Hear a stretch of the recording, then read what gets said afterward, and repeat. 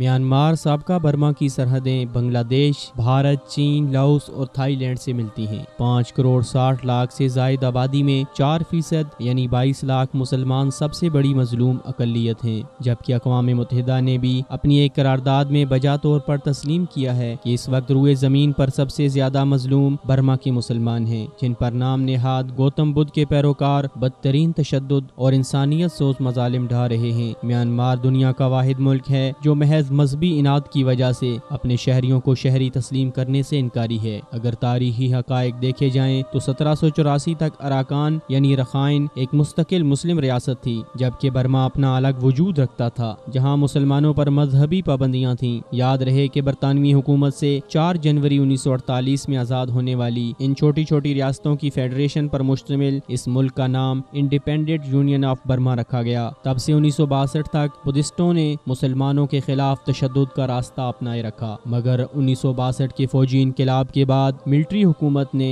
Arakan के मालदार और मुहिब्बे वतन मुसलमानों को बागी करार देते हुए इनके बैंक अकाउंट्स मुंजमद करने, इनके तजारती मराकज़ पे कब्जा करने और इनके बड़े बड़े घरों को सरकारी तहवील में लेने के साथ साथ बदतरीन तशद्दुद का निशाना बनाया, जो 1982 तक जारी रहा। इस अरसा में 20 लाख से जायद मुसलमान हिजरत पर मजबूर हुए और 1 लाख से जायद शहीद हुए। बिलाशुबा इन हिजरत करने वालों के लिए पाकिस्तान वो वाहिद मुल्क है जिसने इन लोगों को आबाद करने के साथ साथ शहरियत भी दी है। अराकान हिस्टोरिकल सोसाइटी के आदादो शुमार ये बताते हैं कि इस वक्त भी 2 लाख से जायद बर्मी मुसलमान कराची में आबाद हैं। अलमिया ये है कि बर्मा में 1962 के मार्शल लॉ के बाद नाफिज इस्लाहात के मुताबिक सिवाय मुसलमानों के तमाम मज़ाहिब से ताल्लुक रखने वाली अक़वाम की रजिस्ट्रेशन के बाद शनाख्ती कार्ड का इजरा किया गया और बर्मा में बगैर शनाख्ती कार्ड के कोई भी शख्स सिर्फ दिन के वक्त अपने ही शहर में मेहनत मजदूरी करने का पाबंद होगा। इसी शहर में अपने किसी भी करीबी तरीन अजीज, चाहे वो बेटा, बेटी या माँ बाप के घर में रात को क़याम करने से कबल इसे पुलिस को इतला करके इनसे इजाज़त हासिल करना जरूरी है। बसूरत दीगर मेहमान और मेज़बान हर 2 पर माली जुर्माना के अलावा कम अज कम 1 माह जेल की सजा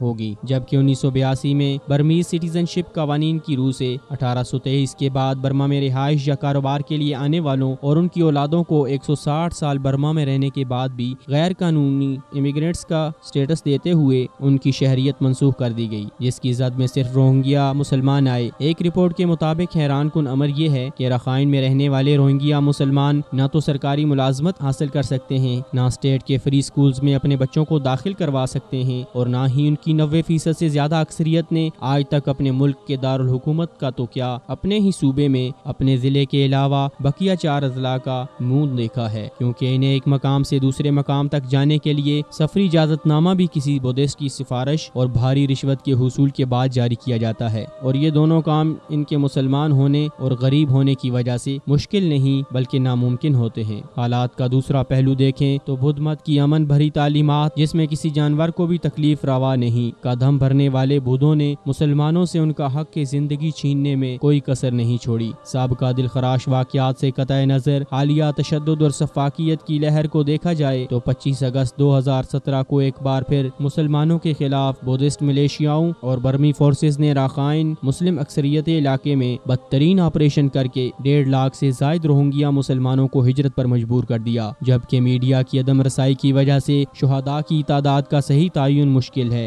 एक मीडिया रिपोर्ट के मुताबिक कई गाँव समेत 2600 से जायद घर और दीगर अमलाक जलाकर राख बना दिया गया। इसके साथ साथ नकल मकानी करने वालों के लिए सरहदी इलाकों में म्यांमार फोर्सेज ने बारूदी सुरंगें बिछाने का अमल भी शुरू कर दिया है ताकि इनसे जिंदगी की हर उम्मीद छीन ली जाए। बिलाशुबा इन हालात के तनाजर में मालदीव और तुर्की के जुर्रतमंदाना इक़दामात के साथ साथ सऊदी अरब का 19 सितंबर का सलामती कौंसिल में करारदाद पास करवाने की जिद्दोजहद करना काबिल तहसीन है। लेकिन जब तक तमाम इस्लामी ममालिक और इंसानियत का दम भरने वाले ममालिक इस बड़े इंसानी अलमिये की रोकथाम के लिए म्यांमार हुकूमत से दरामदात और बरामदात और सफारती तल्लुकात खत्म करके इसके सफारती मिशन को मुल्क बदर करने का मौसर इक़दाम न उठाएंगे, नीज म्यांमार की सरबरा आंग सान सूची से अमन का नोबल इनाम भी वापस लिया जाना चाहिए। इसके साथ मुसलमानों के लिए रखाइन में अक़वाम मुत्तहिदा की फोर्सेज के जेरे कंट्रोल सेफ जोन कायम करने के साथ साथ इनको इनकी शनाख्त के साथ जीने का हक देना अक़वाम आलम और मुस्लिम दुनिया की सबसे बड़ी जिम्मेदारी है, जिससे इन्हें बहर सूरत ओहदा बरा होना है।